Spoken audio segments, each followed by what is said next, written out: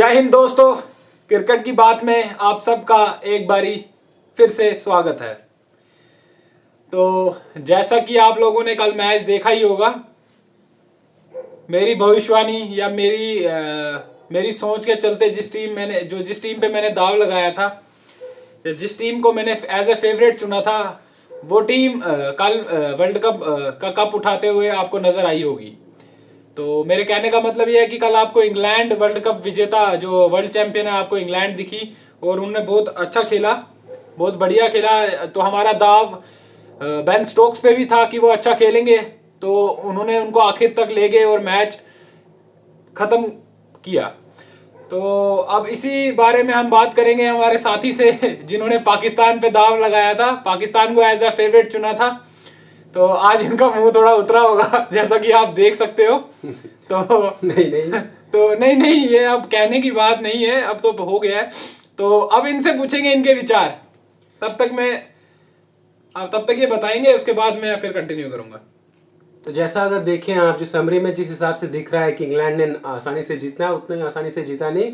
Having said that, England ने बहुत अच्छा क्रिकेट खेला। और अगर आप देखें जो हमारी पिक्स थी, स्टोक्स, एक भविष्यवाणी तो गलत हुई, वो मैंने थोड़ा सा एनालिसिस पे कहा था। मैं थोड़ा सा बड़े मैच में स्किल से ज़्यादा आपकी जो किस हिसाब से आप खेल रहे हैं, वो जो आपका होता है लक फैक्टर, उस पर कहा। और अगर आप देखिए, अगर शाहीन का अगर वो खेलता तो मैच और इंटरेस्टिंग बन सकता था, लेकिन कोई एक्सक्यूजेस नहीं है। इंग्लैंड ने बहुत अच्छा खेला। हमारी बेन स्टोक्स की जो हमारी प्रिडिक्शन थी वो सही गई।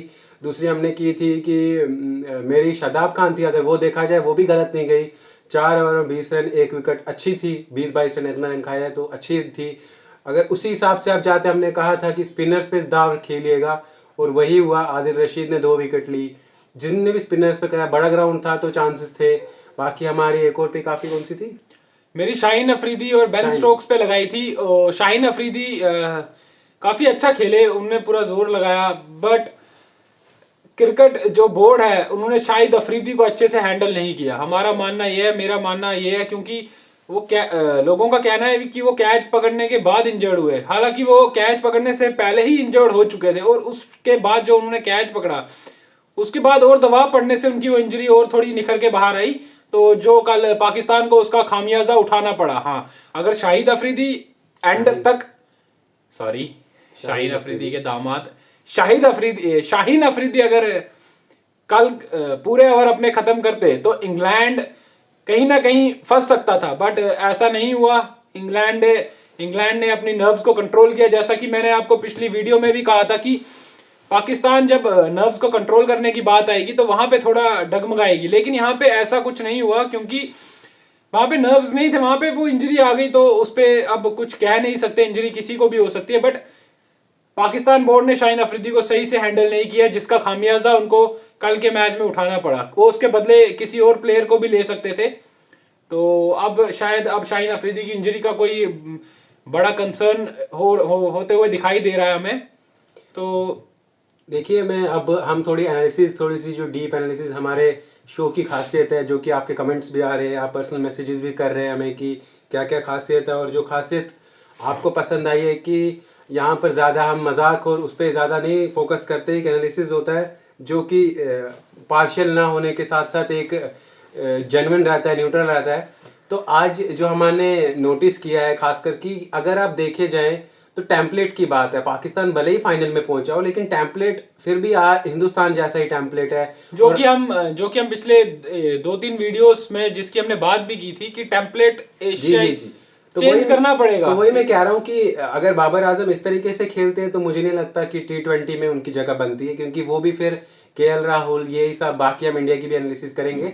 लेकिन अभी पाकिस्तान की बात कर रहे हैं तो ये बाबर आजम, रिजवान, ये टॉप ऑर्डर पे जिस दिन चलेंगे उस दिन मैच जीतेंगे। बाकी ये जो फंसा देते हैं ना आप गेम ऐसे, लेकिन अगर कल के हिसाब से भी देखा जाए तो 160 एक अच्छा स्कोर होता। लेकिन पाकिस्तान जिस टेम्पलेट से खेलता है वो मुश्किल ही है कि आपको कोई ट्रॉफी दिला सके। आप पहुंच जाएंगे फाइनल में, कभी कोई जिता देगा, कभी कोई कुछ, लेकिन होता है ना कि आपको कॉन्फिडेंस जैसे इंग्लैंड देती है, ऑस्ट्रेलिया देती है, साउथ अफ्रीका तो चलो छोड़िए उसको, न्यूजीलैंड तो एज ए होल टीम ही खेलती है। तो उस हिसाब से मैं कह रहा हूँ कि उतना कॉन्फिडेंस उसके टेम्पलेट से नहीं आता है।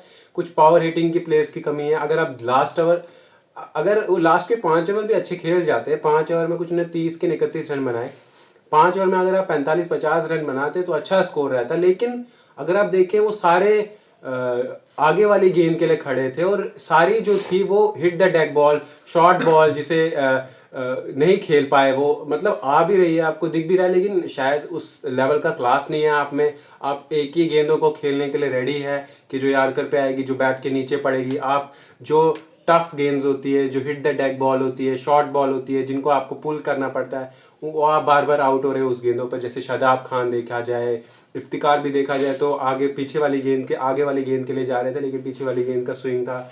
और एक और जो पॉजिटिव मैं कहूँगा कि कल पता नहीं जो जो लास्ट में मैच देख रहे होंगे उनके हिसाब से जो मैं अब बात करने जा रहा हूँ वो थोड़ी सी वो रहेगा कि यार ये क्या बोल रहे हैं, लेकिन कल जो सबसे बढ़िया गेंदबाजी की है वो कि नसीम शाह ने।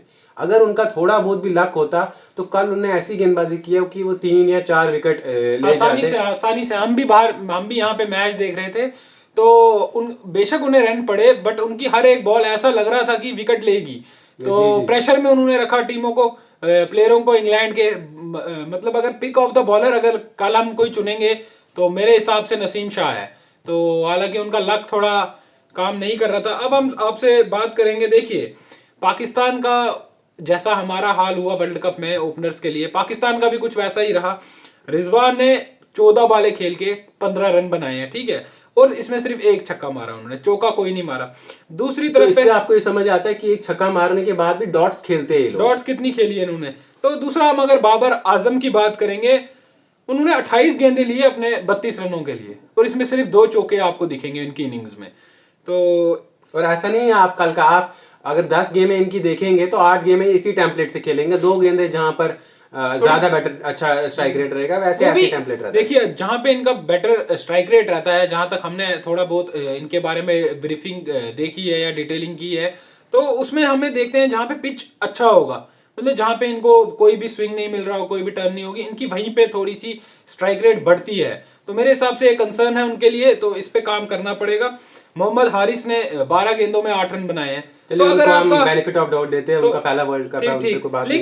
लेकिन आप देखिए अगर आपके ऊपर से जो आपके 3 बल्लेबाज हैं, ठीक है, अगर वो आपके 107 पहला रिजवान 107 की स्ट्राइक रेट से रन बना रहे हैं, बाबर आजम 114 की स्ट्राइक रेट से रन बना रहे हैं, और जो मोहम्मद हारिस हैं वो आपके 66.67 की स्ट्राइक रेट से रन बना रहे हैं, तो इन्हें कल इसका नुकसान हुआ। हालांकि इन्हें पिछले मैचों में भी इसका नुकसान हुआ, बट इनको ये फाइनल में पहुंच गए तो उससे वो सारे मैच छुप गए थे। अगर ये कल का मैच इनको बॉलर जिता देते तो उसके बाद भी ये स्कोर कार्ड छुपा होता, ये बाहर नहीं आता। जैसा कि एशिया की टीमों की यही प्रॉब्लम है, वो अपनी स्क्वाड को चेंज नहीं करते हैं। अगर उनको बॉलिंग जिता रही है तो अगर बैटिंग में कोई फेल हो रहा है वो उसे निकालेंगे नहीं, क्योंकि बॉलिंग ने जिताया है, सेम स्क्वाड रखना है, सेम कॉम्बिनेशन रखना है, जो कि बाहर की टीमें ऐसा नहीं करती है। आप देखिए अगर उनका कोई बैट्समैन रन नहीं बना रहा है, बेशक वो मैच जीत रहे हैं बॉलिंग में, बट उस बैट्समैन को वो जरूर हटाएंगे और उसकी जगह किसी और को मौका देंगे। तो मेरा ख्याल है कि ऐसा ही होना चाहिए। तो ऐसे ही वर्ल्ड कप जीते जाते हैं। आप उठा के देख लो, उन्होंने बेयरस्टो को नहीं खिलाया, उनके पास जेसन रॉय था, उनको नहीं खिलाया।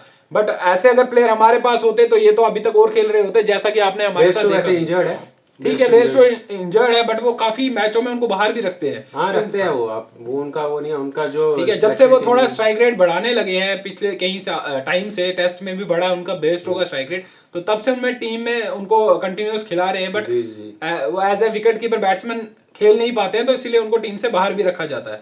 तो अब सवाल ये है कि आप इसमें अगर इनका स्कोर कार्ड देखोगे तो चौथे नंबर पे इनके शादाब खान आते हैं। इस पे मैं थोड़ा डिटेल में बात करना चाहूंगा। हालांकि वीडियो बड़ा हो रहा है, आज शायद थोड़ा बड़ा ही वीडियो होगा, बट बात करने की जरूरत है कि शादाब खान इनके चौथे नंबर पे बैटिंग करने आते हैं।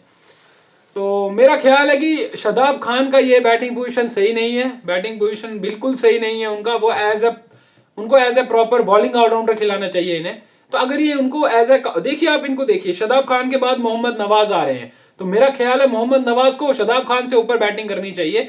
देखिए ऐसा है कि हमारे पास भी काफी ऑलराउंडर है, हमारे पास यूसुफ पठान जैसे ऑलराउंडर, हमारे पास इरफान पठान जैसे ऑलराउंडर थे, हमारे पास परवीन कुमार जैसे ऑलराउंडर थे। तो अगर आप किसी भी बॉलर को ऊपर प्रमोट करते जाओगे तो कहीं ना कहीं उनकी बॉलिंग भी खराब होगी। तो आने वाले टाइम में अगर ये ऊपर बैटिंग करने आते हैं तो मेरा ख्याल है इनकी बॉलिंग पे जरूर असर पड़ेगा। जैसा आपके पास एक केस है, हाँ इनकी बैटिंग जरूर सुधरेगी, बट इनकी बॉलिंग में काफी असर पड़ेगा। हमारे पास उदाहरण है, उदाहरण के तौर पे मैंने आपको बता दिया। और भी एक प्लेयर मैं इसमें जोड़ना चाहूंगा, स्टीवन स्मिथ का नाम लेना चाहूंगा। आज वो बैटिंग में कमाल है, उनकी बैटिंग रिकॉर्ड्स आप मतलब मैच नहीं कर सकते किसी के साथ, बल बॉलिंग में वो तो आज बॉलिंग करते ही नहीं है। तो मेरा ख्याल है इन्हें शादाब खान को थोड़ा देख के जो भी इनके साथ कर रहे हैं थोड़ा देख के करना चाहिए। बस इनकी गेंदबाजी काफी अच्छी रही, अब बहुत अच्छी रही। तो अब आपने अगर थोड़ी बहुत डिटेलिंग करनी तो आप कर दें। जी, पाकिस्तान का तो मैं यही कहूंगा कि अगर कल थोड़े से रन और बन जाते हैं, आप 5 ओवर में 31 रन बना के उम्मीद नहीं कर सकते अपने गेंदबाजों से। और ऊपर से अगर आपका टॉप ऑर्डर भी उतने अच्छे रन नहीं, तेजी से रन नहीं बना रहा है, फिर भी अगर कल जैसी भी बल्लेबाजी ऊपर से हुई, आपको नीचे से 5 ओवर में 31 रन कहीं से भी ना शोभा देता है और ना ही आप बना सकते हैं फाइनल में। एटलीस्ट आपको 45-50 रन तो 10 ओवर पर ओवर तो बनाने ही पड़ेंगे अगर आपको इंग्लैंड जैसी टीम को टक्कर देना है। कल जो आपका स्कोर था 137, अगर वही आप 15 रन और उसमें ऐड कर दें और शाहीन अफरीदी इंजर्ड ना हो तो बात कुछ और होती। लेकिन अब ये होता वो तो चलिए अलग बात है। शाहीन अफरीदी का मैं नहीं कहूंगा, लेकिन आप एटलीस्ट लास्ट के 5 ओवर में 40-45 रन बनाने आपको चाहिए थे। आप उतना ये नहीं लास्ट के कर 30 सकते। बॉलों में शायद 28 की 31 रन बनाए, 31 रन बनाए जितना मुझे पता है, एक रन इधर उधर बड़ा बड़ा शो कोई ज्यादा अच्छा नहीं रहा उनकी तरफ से भी। तो टेम्पलेट हमें चेंज करने इंग्लैंड की की जरूरत बॉलिंग है। की भी दाद देनी पड़ेगी, हमें इंग्लैंड की बॉलिंग की भी दाद देनी पड़ेगी। नहीं, बड़ी वही अच्छी बॉलिंग कराई उन्होंने, उनके हालांकि उनके साथ थोड़ा लक भी रहा, क्योंकि मेरे हिसाब से इंग्लैंड से अच्छी बॉलिंग पाकिस्तान ने की कल, तो लक साथ नहीं दिया। तो इंग्लैंड और ने मैं एक नॉर्मल बात गेंदबाजी एक हार्ड लेंथ की है उन्होंने, लेकिन आप अगर आप हार्ड लेंथ खेलने के लिए रेडी ही नहीं हो, आपको बैट के नीचे गेंद हमेशा चाहिए, तो ये हिंदुस्तान के गेंदबाज तो है नहीं कि 130 की स्पीड से आपको बैट के सामने गेंद देंगे। वो तो जितनी उनके पास क्षमता है उतनी वो हार्ड लेंथ कराएंगे आपको उस लेंथ के लिए तो रेडी रहना ही पड़ेगा। वहीं अगर आप पाकिस्तान की गेंदबाजी देखें, उन्होंने अपने तरफ से बहुत अच्छा किया, लेकिन बेन स्टोक्स हो गए, कुछ हो गए, उन्होंने वो स्पेल निकाला क्योंकि रन आपके पास कम है। अगर आप वही स्कोर 137 से लेकर 155 कर दीजिए तो उनको उन गेंदों पे आपको आगे फ्रंट फुट पे आना पड़ेगा, कुछ करना, गेंद से बैट लगाना पड़ेगा और वहां जाके नहीं निकलते। जब आपका स्कोर ही 6.5-7 रन पर ओवर आपको बनाने हैं तो आप अपना बल्ला जो है वो बाहर निकालेंगे ही नहीं अच्छी गेंदों पर। आप अच्छी गेंदें करते जाइए। अगर आपका परफेक्ट लेंथ नहीं पड़ती, जो कि बहुत कम पड़ेगी, आप लक आपका साथ नहीं देगा, तो आप तो बचते रहोगे। 24 गेंदें नसीम शाह के पास थी। कल अगर वही स्कोर 155 होता और नसीम शाह का थोड़ा सा लक होता तो मुझे ऐसा लगता था कि पाकिस्तान के पास अच्छा चांस था। अच्छा फाइट किया उन्होंने। गेंदबाजी तो पाकिस्तान का हमेशा से एक, अगर देखा जाए, एक अच्छी चीज़ रहती है। उनकी बल्लेबाजी पे काम करना ज़रूरी है। ये फाइनल को देख के पाकिस्तान के मैं दृष्टिकोण से कह रहा हूँ कि फाइनल्स में पहुंच गई, ये सोचकर आप ये मत सोचे कि आपकी टीम बेस्ट है, नहीं है। आपकी टीम अभी भी पिछले टेम्पलेट से खेल रही है जो आपको जिता देगा, पहुंचा देगा पीछे से, आगे से, कहीं से भी। लेकिन आप उम्मीद ना करिए कि आपकी टीम बेस्ट है। बेस्ट टीम आज के ज़माने में इंग्लैंड, ऑस्ट्रेलिया ही है, भले ही ऑस्ट्रेलिया बाहर हुई। टेम्पलेट को बदलने की ज़रूरत है, दोनों, पाकिस्तान और भारत को भी। तो देखिए, पाकिस्तान भी कल कुछ अच्छा नहीं खेला और उन्होंने मैच हारा। हालांकि मेरा जो बिलीव था वो इंग्लैंड पे ही था। जी, मेरा बिलीव पूरा इंग्लैंड पे था, क्योंकि देखिए इंग्लैंड ऐसी टीम है, मैंने बता दिया था कल ही कि अगर आपने इंग्लैंड को हराना है, देखिए इंडिया भी कोई मतलब ऐसे कोई गली वाली टीम तो है नहीं कि इंग्लैंड हार गई उनसे तो हम उनको टीम ना समझें। इंग्लैंड अच्छी टीम है, इसीलिए उन्होंने इंडिया को भी हराया। मैंने इसीलिए कल की वीडियो में वही कहा था कि आपको इंग्लैंड की 10 विकेटें लेनी पड़ेगी अगर आपको मैच जीतना है।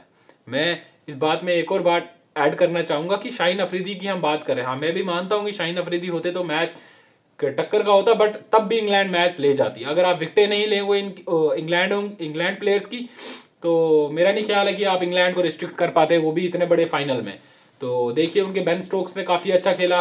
हैरी ब्रुक्स के साथ जो बेन स्टोक्स की साझेदारी हुई, फ्रॉम 45 फॉर 3 टू 84 फॉर 4, तो बहुत वो 40-45 रन की काफी अच्छी पारी हुई उसमें। हालांकि हैरी ब्रुक ने काफी चांसेस, एक दो चांसेस भी दिए थे, वो थोड़ा हट के मार रहे थे ये वो नसीम शाह के सामने।